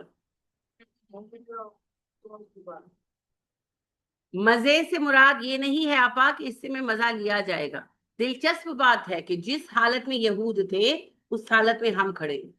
جو تمہارے فرقے کی بات کرے اس کی سنو، جو تمہارے فرقے کی بات نہ کرے، چاہے وہ قرآن کی دلیل ہاتھ میں لے کر کھڑا ہو، وہ حدیث کی دلیل ہاتھ میں لے کر کھڑا ہو، اس کی مت سنو. آپ ذرا اس چیز کو سمجھیے نا. محمد صلی اللہ علیہ وسلم موجود تھے، اللہ کے رسول موجود تھے، وہی پیش کر رہے تھے، اور آپ کا فرمان قول رسول تھا، مگر اس کے اگینسٹ وہ کہہ رہے تھے جو ہم کہہ رہے ہیں اس پر چلو، قرآن اور قول رسول مت سنو. آج یہی بات ہمارے کہہ رہے ہیں. اپنے بزرگوں کی سنو، اپنے لوگوں کی سنو، فضان سنت پر چلو، فضائل اعمال پر چلو، قرآن و سنت مت سنو. تو یہود سے کم نہیں ہے، بالکل نہیں ہے. نبی کریم صلی اللہ علیہ وسلم نے یہی کہا تھا، جو یہودیوں عیسائیوں نے کیا، سابقہ امتوں نے کیا، تم بھی سب کرو گے. ایکچولی آپ نے سابقہ امت لفظ کہا، آپ نے کہا جو سابقہ امتوں نے کیا تم بھی وہ سب کرو گے. اگر کسی نے اعلانیہ اپنی ماں کے ساتھ زنا کیا تھا تو تم میں سے کوئی بدبخت نکلے گا جو ایسا بھی کر کے چھوڑے گا. تو صحابہ نے کہا کہ اب سابقہ امتوں سے مراد یہودی اور عیسائی ہیں. آپ نے کہا تو اور کون ہے؟ تو علماء کے بگاڑ کے بغیر معاشرہ نہیں بگڑتا. ابھی وہ محمود طاہر اشرفی صاحب فرما رہے تھے کہ کمانڈر ان چیف صاحب کی تو اتنی کم تنخواہ ہے کہ ان کے گھر کا خرچہ پورا نہیں ہوتا، انہوں نے بہت ساری ضرورت کی چیزیں ترک کر دی ہیں. تو میرا معصومانہ سوال ہے محمود طاہر اشرفی صاحب سے کہ کمانڈر ان چیف بننے سے پہلے، اب تو خیر وہ فیلڈ مارشل ہو گئے ہیں، تو یہ سب عہدے لینے سے پہلے ان کی ضرورتیں کس سورس سے پوری ہوتی تھی؟ ظاہری بات ہے بھیا، جب وہ کمانڈر ان چیف نہیں تھے تو تنخواہ تو اور کم تھی نا. تو جو ضرورتیں انہوں نے ترک کی یعنی پہلے وہ پوری کر رہے تھے، تو جب پوری کر رہے تو کس سورس سے پوری ہو رہی تھی؟ اور کمانڈر ان چیف کیا، اب تو وہ فیلڈ مارشل ہو گئے. گئے کھاڈے تک گوا ڈڈو. سمجھتے ہیں نا محاورہ کھاڈا؟ سمجھتی ہے نا؟ تالاب کو کہتے ہیں گڑھا، تو ڈڈو مینڈک کو کہتے ہیں. اس کی مراد کو نہیں کہتے، اس کو کیا ملتا ہے؟ آپ میرات، بالکل آپ نے درست کہا، میرات بھی ہے، تنخواہ بھی ہے، اور اللہ کا فضل بھی ہے. استغفر اللہ، لا الہ الا اللہ، لا الہ الا اللہ. میں ان کی زبان میں کہہ رہی ہوں، نقل کفر کفر نباشد. ہاں جی. تو دیکھیے بھیا بات یہ ہے، کھاڈا کہتے ہیں تالاب وغیرہ، جوہڑ کو، اور ڈڈو کہتے ہیں مینڈک کو. تو کھاڈے تک گواہ ڈڈو، کہ جوہڑ کی گواہی کون دے گا؟ ڈڈو. تو یہ سارے ڈڈو ہیں ایکچولی.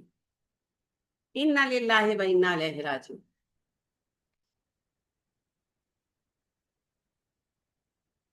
سامنے والے کو ہلکا جان کر بھاری ہیں آپ. یہ آپ کے عالموں کا حال ہے. سامنے والے کو ہلکا جان کر بھاری ہیں آپ. آپ کا معیار دیکھا، کتنے معیاری ہیں آپ. اف تلک کرتے نہیں ذل الہی کے خلاف، اف تلک کرتے نہیں ذل الہی کے خلاف. آپ کو دربار کی عادت ہے، درباری ہیں آپ. تو عالموں کی تو شان ہی نہیں ہے ان میں. عالموں کی شان تو کچھ اور ہوتی. عالم تو وہ ہے جو کلمہ حق کہتا ہے، چاہے اس کے لیے اسے کیسا ہی نقصان اٹھانا ہو. اور جو کلمہ حق نہیں کہہ سکتا وہ کس نام کا ہے؟ بہرحال جی، یہ علماء کا بگاڑ ہے جس نے امت کو اس حال تک پہنچایا. جب تک عالم نہ بگڑے امت نہیں بگڑتی.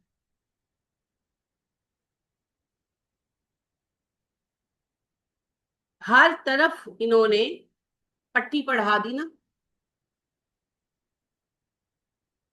وظیفوں کی، اطاعت کی، ہر غلط کام کو دیکھ کر خاموش رہنے کی.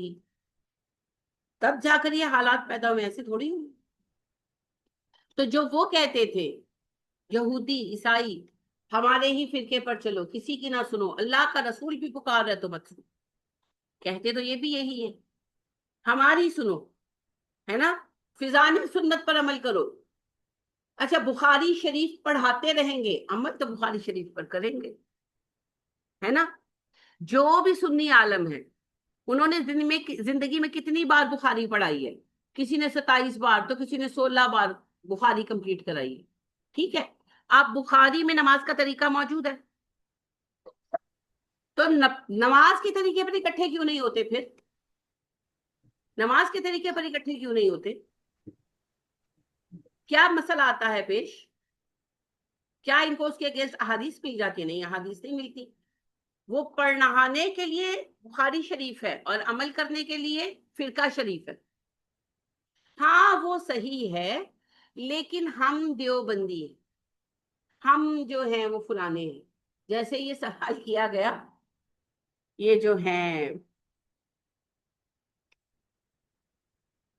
بڑے مشہور ہیں، یہ دیکھو نام اٹک گیا، جنہوں نے کہا تھا کہ میلاد کا ثبوت یہ سورہ مریم کی آیات میں ہے، چلے نام، کوکب نورانی صاحب، کوکب نورانی صاحب۔ تو کوکب نورانی صاحب جو ہیں، ان سے کہا گیا، سوال کیا گیا کہ دیکھیں جو غوث اعظم ہے آپ کی، عبد القادر جیلانی رحمہ اللہ، وہ تو رفع الیدین کرتے تھے اور رفع الیدین مانتے تھے، تو انہوں نے تو اپنی کتاب میں بیان بھی کیا ہے نماز کا طریقہ، اس میں رفع الیدین انکلوڈ کیا ہے۔ تو آپ کہتے ہیں کہ عبد القادر جیلانی غوث اعظم، ان کو اتنا علم ملا، یعنی کہ وہ دنیا تو کیا، وہ غیب بھی جانتے، ہے نا، وہ تو لوہے محفوظ کے راز بھی جانتے، تو پھر آپ ان کے اگینسٹ کیوں چلتے ہیں؟ تو وہ کہنے لگے اصل میں نا وہ دیوبندی تھے، ہاں وہ حنبلی تھے، ہم حنفی ہیں، سمجھ گئے؟ ہم حنفی فقہ کے فالوور ہیں تو ہم رفع الیدین نہیں کرتے، وہ حنبلی فقہ کے فالوور ہیں اس لیے وہ رفع الیدین کرتے تھے۔ تو یہاں پھر سوال وہی پیدا ہوتا ہے جو آپ کہہ رہی ہیں، بھائی اگر وہ سب جانتے ہیں، وہ لوہے محفوظ کے راز بھی جانتے ہیں، تو پھر تو حنبلی فقہ صحیح ہونا چاہیے نا، پھر حنفی کی تو پھر بات نہ کرو۔ اور اگر ایسا نہیں ہے، انہوں نے حنبلی فقہ کو غلط چن لیا، تو بھائی پھر آپ کا فقہ زیادہ صحیح ہے، تو اس کا مطلب ہے انہیں کوئی صحیح غلط نہیں پتا، وہ اپنے لیے صحیح فرقہ تو چن نہیں سکے۔ اور یہ کیسی پیری مریدی ہے کہ پیر صاحب کا رخ مغرب کی طرف اور آپ کا مشرق کی طرف، ایک پر آئے نا، یعنی عجیب کہانی ہے یہ، پتہ کس طرح سے ہے؟ جس طرح نواز شریف صاحب تعریف کرتے ہیں زرداری صاحب کی، زرداری صاحب نواز شریف صاحب کی، ہے نا، مریم صاحبہ جو ہے بے نظیر بھٹو کا نام لیتی ہیں، اور بلاول صاحب جو ہیں وہ نواز شریف صاحب کا نام لیتے ہیں، اور جو ماضی میں ہو چکا سب پتہ ہے آپ کو۔ یہ صرف ایک دوسرے کو سپورٹ کرنا ہے، تم مجھے سپورٹ کرو، میں تم اپنے وقت میں تمہیں سپورٹ کروں گا، یہ سارے فرقے اسی طرح ایک دوسرے کو سپورٹ کر۔ بددیانتی میں جتنا برا سیاست دان کر رہے ہیں ان سے زیادہ یہ عالم دین کر رہے ہیں۔ سیاست دانوں کی کرپشن کی تو بنیاد علماء کے کندھوں پر ہے، اور یہ آپ دیکھیں گے قیامت میں۔ تو لہٰذا یہی ہے جی بنیاد، یہ اللہ نے بیان اس لیے کی ہے کہ یہ یہودی لوگوں کا کردار ہے، یہودی علماء کا، کہ اپنے فرقے پر چلنا، اس کے سوا کسی کی بات مت ماننا، تو مسلمانوں تم ایسے مت ہونا، تم تو کتاب اللہ اور قول رسول پر چلنا، اپنی باتوں پر مت چلنا۔ کل کہہ دیجئے اے نبی صلی اللہ علیہ وسلم، ان الہدا ہد اللہ، ہدایت وہ ہے جسے اللہ نے ہدایت قرار دیا ہے۔ یہی جواب ہر فرقے کے لیے ہے جی، اللہ نے جسے ہدایت بنایا، ہدایت وہی ہے، وہ کیا ہے؟ الاسلام۔ اور اسلام کیا ہے؟ اسلام کیا ہے؟ نبی صلی اللہ علیہ وسلم سے پوچھا گیا نا، اسلام کیا ہے؟ اللہ کو ایک ماننا، نبی صلی اللہ علیہ وسلم پر ایمان لانا، قرآن کو تسلیم کرنا، یہی ہے نا اسلام۔ تو اللہ اور رسول کے قول پر، فرمان پر چلنا، اللہ کا قول کتاب اللہ اور نبی کا قول سنت رسول، حدیث رسول جو بھی کہہ لے. تو قرآن و سنت کو اپنانا اسلام ہے جی، فرقوں میں پڑھنا اسلام نہیں ہے. اور نبی صلی اللہ علیہ وسلم نے ریپیٹڈلی کہا کہ جب تم اختلافات دیکھو تو اللہ کی کتاب اور میری سنت کو پکڑ کر باقی سب چھوڑ دینا. کہا نا؟ کس کو کہا تھا؟ ہمیں کہا تھا. فرقوں کے دور میں اور فتنوں کے دور میں تو ہم بیٹھے. تو میں آپ کو وہی کہوں جو نبی صلی اللہ علیہ وسلم نے کہا کہ جب تم اختلافات کا دور پاؤ تو سارے فرقوں کو چھوڑ کر اللہ کی کتاب اور میری سنت کو پکڑ لینا. اگرچہ ایسا کرنے میں تمہیں اتنی تکلیف آئے جتنی ایک تناور درخت کو جڑ سے دانتوں کے ذریعے اکھاڑنے میں آتی ہے. یہ کابن اجرا کو کہا. ابن مسعود کے ایک سوال کے جواب میں بھی یہی بات کہی کہ سارے فرقوں کو چھوڑ کر کتاب اللہ اور سنت رسول کو پکڑنا. اگر جو تمہیں اتنا اکیلا کر دیا جائے کہ مصیبت میں تم درختوں سے لپٹ کر ہو، کوئی تمہیں تسلی دینے کے لیے نہ، وہاں بھی کہہ کر الگ کر دیا جائے. آپ کو کیا ہے کسی نے؟ مجھے تو کیا ہے.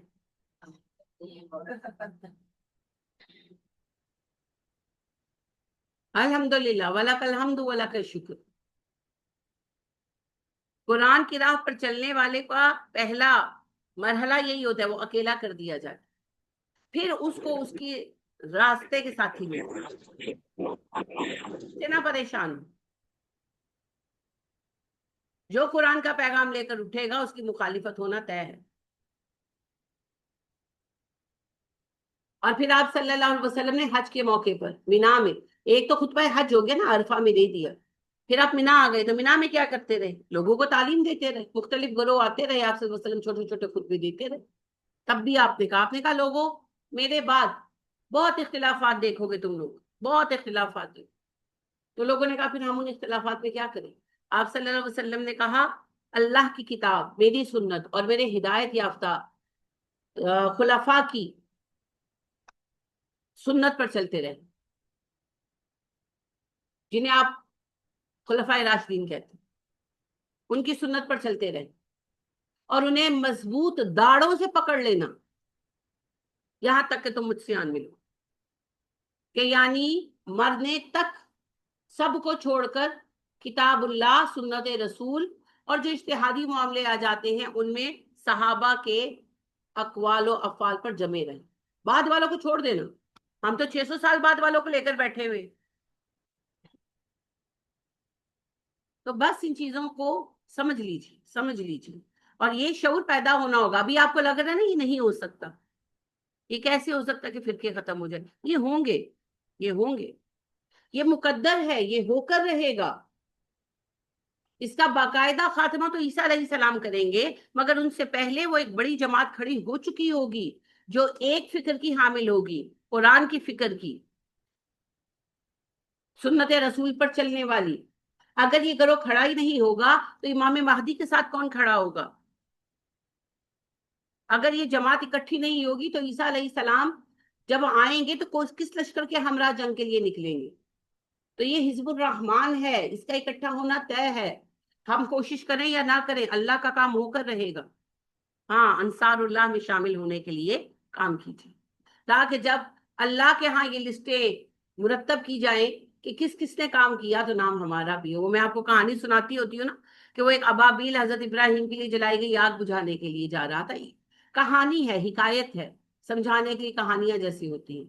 تو اس کو دوسرے ابابیلوں نے روکا، کہا تم کدھر جا رہے ہو؟ کہنے لگا ابراہیم کی آگ بجھانے. ہو کہ تمہارا دماغ خراب ہے، تمہاری چونچ کے پانی سے وہ آگ بجھے گی، جل جاؤ گے تم خود. تو کہنے لگا مجھے بھی پتا ہے کہ میری چونچ میں آنے والے پانی سے وہ آگ بجھ نہیں سکتی، پر جب ابراہیم کے مددگاروں کا نام لیا جائے گا تو نام تو میرا بھی آئے گا. مدد تو کی نا بھائی. تو یہ وہی آگ ہے، اسی طرح کی آگ ہے نا. اس کو میں یا آپ نہیں بجھا سکتے. بند باندھنا ہمارے بس میں نہیں ہے، یہ تو وہ بند باندھنے والا باندھے گا، ہمارا رب کریم. اسلام کو اس مصیبت سے ہم نہیں نکال سکتے، یہ تو وہ نکالنے والا نکالے گا، ہمارا رب کریم. اور وہ بھیجے گا اس کے لیے مناسب لوگ بھی بھیجے گا. اور پھر اپنے وقت پر امام مہدی بھی آئیں گے اور مقررہ وقت پر عیسیٰ علیہ السلام بھی آئیں گے. مگر نہ تو تنہا کام کرنا ہے امام مہدی نے، نہ ہی تنہا کام کرنا ہے حضرت عیسیٰ علیہ السلام نے. اور امام مہدی کو لے کر آنے والے بھی تو موجود ہوں گے نا، جو ان کو آمادہ کریں گے اس کام کے لیے. تو وہ ایک گروہ پہلے بن چکا ہوگا جو ڈھونڈ رہا ہوگا کہ ایک لیڈر مل جائے ہمیں. وہ ایک لشکر ہوگا پورا, وہ ایک حزب ہوگا پورا. وہ حزب آپ کے میرے بچوں پر مشتمل ہوگا. وہ کوئی ایلینز تھوڑی آ جائیں گے. تو ہمیں اپنے حصے کا کام کر کے جانا. یاد رکھیں, درخت ایک دن میں پروان نہیں چڑھتا ہے نا, اور درخت لگانے والوں کو اکثر اس کا سایہ نصیب نہیں ہوتا. تو کوئی بات نہیں, ہماری اولادیں اس کے سائے میں بیٹھیں گی. ہمیں اللہ نے بیج بونے کا ذمہ دیا ہے, بیج بوئیے, اس کی فصل اپنے وقت پر لہلہا اٹھے گی. تو بے شک اس فصل کو دیکھنے کے لیے ہم نہیں ہوں گے, اس کا نفع لینے کے لیے ہم نہیں ہوں گے, مگر جب تک اس کا نفع رہے گا دنیا میں, ہمارے حصے کا اجر تو ہمیں ملے گا نا. تو کام کریں, ہمت ہار کر نہ بیٹھے. اور اب وہ جو سارا ایک طلسم کھڑا کیا گیا, وہ جو ایک فساد بھرپا کیا گیا, اس سارے کے خاتمے کا وقت قریب ہے. اب چیزیں اپنے انجام کار کی طرف بڑھ رہی ہیں. لہذا اپنی کاوشیں تیز کر. اور یہ جواب ہے ہر فرقہ واریت والے کے لیے. قل ان الہدا ہدی اللہ, جواب میں ان کو کہہ دو, ہدایت وہ ہے جسے اللہ نے ہدایت قرار دیا. اور اللہ نے ہدایت قرار دیا قرآن کو اور اتباع رسول کو.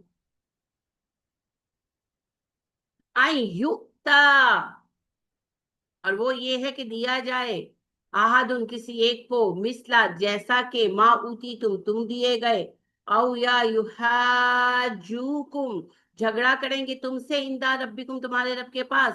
اگر کسی اور قوم کو ویسی وحی دی جائے جیسے یہود کو پہلے دی گئی, تو کیا وہ اس بات پر اللہ سے جھگڑیں گے کہ اللہ جی آپ نے کسی اور قوم کو رسالت کیوں دی؟ نبی اکرم صلی اللہ علیہ وسلم کی مخالفت کا سبب کیا تھا, یاد ہے آپ؟ ہماری نسل سے نہیں ہے, ہاں نسل, خاندان. حضرت ابراہیم علیہ السلام کے ایک بیٹے اسحاق علیہ السلام کی اولاد سے یہ ہیں یہود, اور اسماعیل علیہ السلام کی اولاد سے عرب ہیں. تو نبی اکرم صلی اللہ علیہ وسلم اسماعیلی عرب ہیں. تو انہوں نے کہا کہ لو ہماری نسل سے آتا تو ہم مانتے, یہ تو اسماعیلیوں سے آ گیا, ہم نہیں مانیں گے. تو اللہ کہتے ہیں کہ میں رسالت کسی اور کو دوں گا تو یہ مجھ سے لڑیں گے آ کر, کیوں دی؟ تو مسئلہ خاندان کا اور نسل کا ہی ہے نا, یہی سوال ہو رہا ہے. فرقہ, خاندان, نسل, ملک, یہ سب جو ہیں قوم کو تقسیم کرنے کی شکلیں, امت کو بانٹنے کی شکلیں. ہم تو ایک امت ہے, کوئی بندہ کہیں سے آتا ہے اور مسلمان ہوتا ہے اور وہ ہمارا بھائی بن جاتا ہے, ایسا ہے نا, وہ مسلمان امت کا حصہ بن جاتا. کسی چیز سے فرق ہی نہیں پڑتا, اس کا رنگ کیا ہے, اس کا نسب کیا ہے, وہ کس ملک میں پیدا ہوا, کوئی فرق ہی نہیں پڑتا. تو بھائی اس امت کو بانٹ دیا گیا, جس امت کی بنیاد ایمان تھی اسے بانٹ دیا گیا ملکوں میں, قوموں میں اور فرقوں میں.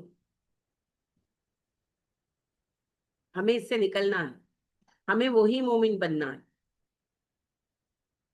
آپ دیکھیے مشرکین مکہ میں سے جو مسلمان ہوئے, کیسا پھر وہ عضو بنے امت مسلمہ کا. کبھی کسی نے پلٹ کر تانا دی؟ خالد کو لے لے, ہمارے پیارے خالد بن ولید رضی اللہ تعالیٰ عنہ حدیبیہ کے بعد آ کر مسلمان ہوئے. حدیبیہ تک وہ لڑتے رہے مسلمانوں کے خلاف. جب حدیبیہ میں کیمپ تھا تو خالد طاق میں تھے کہ ہم حملہ کریں کس طرح. تو مسلمانوں نے نماز پڑھی تو خالد نے دور سے دیکھا تو کہا اچھا اگلی نماز میں حملہ کریں گے, تو صلاۃ خوف کو حکم مانگے ظہر سے پہلے پہلے. خالد کا منصوبہ کامیاب نہیں ہوا. اس کے بعد خالد مسلمان ہوئے, حدیبیہ کے بعد مسلمان ہوئے, اور آپ دیکھیں مین آف دی میچ تو خالد بنے. کوئی اور سیف اللہ ہے؟ کوئی نہیں. جو خالد کا مقام ہو وہ خالد کا مقام. اللہ نے بھی دروازے کھلے رکھے ہیں, جب چاہے آ جاؤ, یو آر موسٹ ویلکم. اور مسلمانوں نے بھی. کبھی کسی نے کہا خالد تو نے ہمیں فلانا نقصان پہنچایا تھا. احد کے جو 70 لوگ شہید ہوئے، خالد کی چال کی وجہ سے یہ کامیابی ملی نا مشرکین مکہ کو. کبھی کسی نے کہا خالد یو آر دا ریزن؟ نہیں، جو آ گیا ہمارے دل اور ہمارے دروازے کھلے، اور یہ آپ کو اینڈ تک ملے گا. آپ دیکھیں جو منگول مصیبت بن کر دنیا پر ٹوٹے، ان کے آگے ہمیشہ ایک ہی بات کہی جاتی ہے، مسلمان منگولوں کا سامنا نہیں کر سکے. تو کس نے کیا؟ ساری دنیا کو منگولوں سے بچانے والے ہم تھے. اور صرف بچایا نہیں، ان کے زور کو توڑا، ختم کیا، اور پھر ان کو مسلمان کیا. تو وہی منگول جو اتنے قاتل تھے، اتنے سفاک ظالم تھے، مسلمان ہوئے، اور بہت ساری ریاستیں پھر انہوں نے آگے قائم کی، جن میں سے مغل ریاست بھی ایک.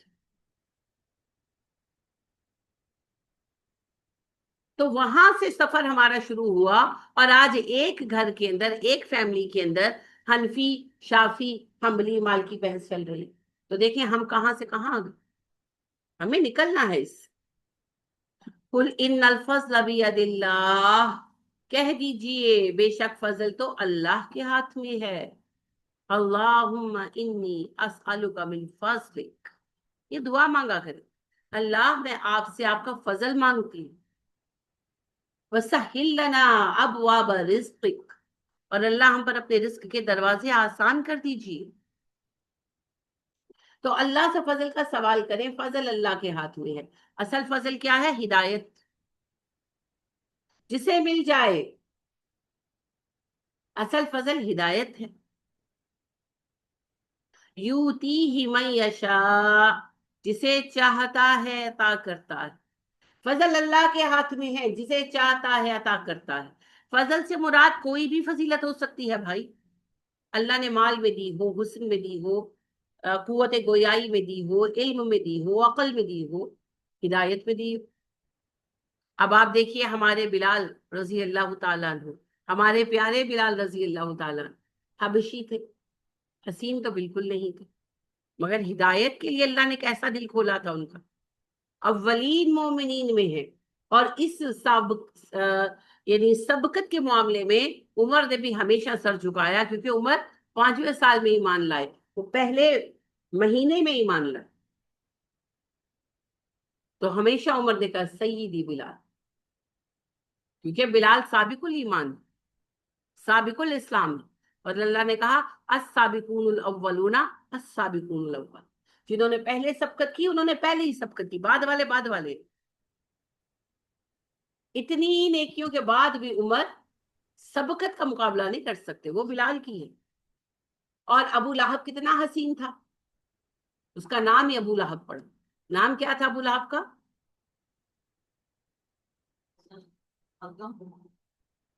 عبد العزا،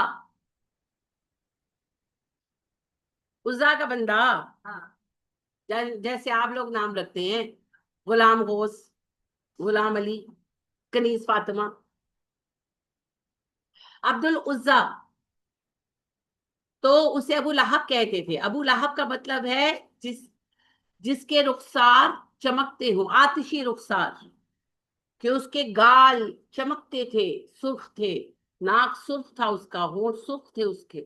تو بڑا حسین آدمی تھا. اور اس کی بیوی، اس کا لقب بھی ام جمیل تھا. حسین بہت تھا.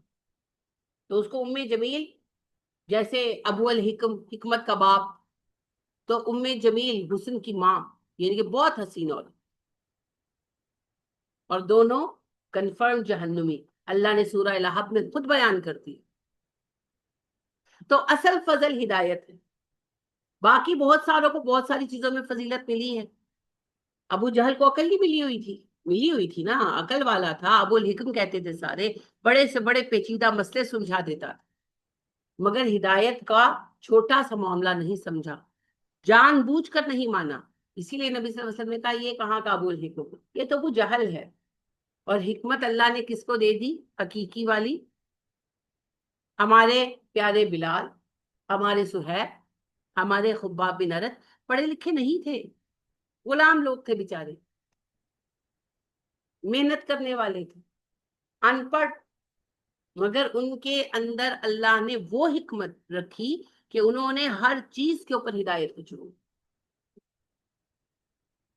تو اصل فضل ہدایت ہے، باقی تو سب چیزیں آزمائش کی شکلیں. کسی میں نہیں، چربی سے گولے بالکل کیے جی، بالکل کی، بالکل کی. ابھی کل میری بات ہو رہی تھی میری دوست سے، تو وہ مجھے ایک بات کر رہی تھی کہ اتنی گرمی ہے، اتنی گرمی ہے، اتنی شدید گرمی ہے کہ یعنی کہ جب اسکول سے گھر آتی ہیں تو ظاہر ہے گھر میں اے سی آ کے چلانا ہے نا، تو کہتی کچھ تھوڑا دیر گھر ٹھنڈا ہونے والا تھا، برداشت نہیں ہوتا مجھ سے. تو ان سے تو خیر میں نے نہیں کہا، کچھ اور بات کر رہے تھے، لیکن مجھے یہ خیال آ رہا تھا کہ اس وقت بھی سیریسلی یہی خیال آ رہا تھا کہ ہم کتنی آسانی سے جملہ پڑھتے ہیں نا کہ بلال کو تپتی دوپہر میں ریت پر لٹا کر سینے پر پتھر رکھ دیتے تھے کہ ہل بھی نہ سکے. ایک جملہ ہے بس پڑھ لیا. مجھے تب بھی یہ خیال آیا جب میں حج پر گئی، اور میں نے آپ کو بتایا جنوری کا حج تھا، اور اتنی گرمی تھی. ہم دسمبر کے آخری ہفتے میں گئے تھے، ہمارا ادھر سے بھی جاننے والا آخری جہاز تھا، ادھر سے بھی ہم آخر میں آئے. تو ہم لوگ جب گئے تو ڈائریکٹ مکہ گئے، اور اتنی گرمی تھی کہ جب پہلے دن ہی ہم شعبۃ الجن میں رہائش ملی تھی تو وہاں سے ہم نے حرم آنا. تو ہم رات میں وہاں پہنچے، عمرہ کیا، اور فجر ادا کر کے گھر چلے گئے، احرام کھولے، سو گئے، پھر اٹھے اور ظہر کے لیے نکلے. اتنی گرمی تھی، دسمبر کے آخری بھی اتنی گرمی تھی کہ پیروں کے نیچے لگ رہا تھا سڑک پگھل گئی، اور سر جو تھا نا کھولنے لگ گیا تھا لٹرلی. اور آگے نا بل بورڈ کا سایہ آیا، تو ایسے مجھے لگا کہ شکر ہے کہ سایہ آیا، میرے دل میں یہ بات ہے. تو وہاں بھی اس وقت مجھے یہی خیال آ رہا تھا کہ یہ بنی ہوئی سڑکوں کے اوپر اتنی سہولتوں کے بعد، اتنی عمارتوں کے بعد گرمی کی شدت یہ ہے. تو جب بلال رضی اللہ تعالیٰ عنہ کے بارے میں ہم ایک جملہ بس پڑھتے ہیں کہ بلال کو ریت پر، تپتی ریت پر پیک ٹائم میں لٹا کر سینے پر پتھر رکھ دیا جاتا تھا، اور وہ احد احد پکار کر صبر کرتے تھے، اس شدت کا عالم کیا. ہم ریت پر نہیں تھے، ہم تو شہر میں جوتیاں پہن رکھی ہیں اور اتنی عمارتوں کے سائے ہیں، اور کتنے انہوں نے انتظامات کیے ہوتے ہیں نا، مسٹ چل رہی ہے اور یہ ہو رہا ہے اور وہ ہو رہا ہے اور چلر ہے اور فلان. یہ باتیں کہنی آسان، اور سوچے کہ اس شدت کی گرمی میں نبی کریم صلی اللہ علیہ وسلم اور صحابہ نے بدر کی جنگ رمضان کے مہینے میں لڑی. رمضان تھی اور پیک گرمی تھی. فتح مکہ کا سفر بھی پیک گرمی میں ہوا اور رمضان بھی تھا. اور اس شدید گرمی میں تبوک گئے تھے، جس کے بارے میں پھر بحث ساری ہوئی سورہ توبہ میں کہ کہتے ہیں گرمی بڑی ہے مت نکلو، ان سے کہو جہنم کی گرمی سے زیادہ.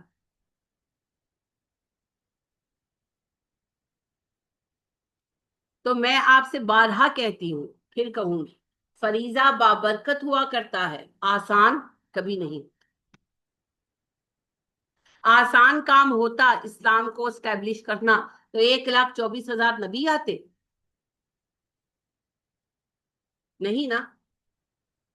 اگر اسلام کا قیام آسان کام ہوتا تو ہم اتنا کچھ برداشت کرتے، ہمارے خلاف اتنی چالیں چلی جاتی. تو فریضہ بابرکت ہوتا ہے، آسان کبھی نہیں ہوتا. جو اپنے آپ کو فریضے کے لیے پیش کرے، یاد رکھے وہ آزمائش سے گزرے گا. آزمائش سے وہ بھی گزرے گا جو کام نہیں کر رہا، کام چور بھی گزرے گا. ہاں، کیا یہودی عیسائی تکلیف سے نہیں گزر رہے؟ اچھا ابھی ایران نے اسرائیل پر کاؤنٹر اٹیک کیا ہے، تو کیا اسرائیلی نہیں مرے، بچ گئے؟ مرے نا. آپ دیکھیں، مرے جہنم میں جائیں گے کہ نہیں جائیں گے؟ ہمارے بھی شہید ہوئے. اب جو بھی ان کی زندگی رہی ہو، شہید ہو گئے، کہاں جائیں گے؟ جنت. تو بس یہ فرق انجام کار کا ہے، باقی تو باتیں ہیں ساتھ. تو آزمائش سب پر آئے گی، اگر اللہ کی رضا پر چلیں گے تو وہ آزمائش اللہ کی رضا کا سبب ہوگی، اور اگر نہیں چلیں گے اللہ کی رضا پر تو وہی آزمائش تکلیف کا سبب ہوگی. سوچنا ہمیں اپنا. تو اللہ سے اللہ کا فضل مانگا کریں. یہ دعا نبی صلی اللہ علیہ وسلم کی دعا ہے، پڑھا کریں.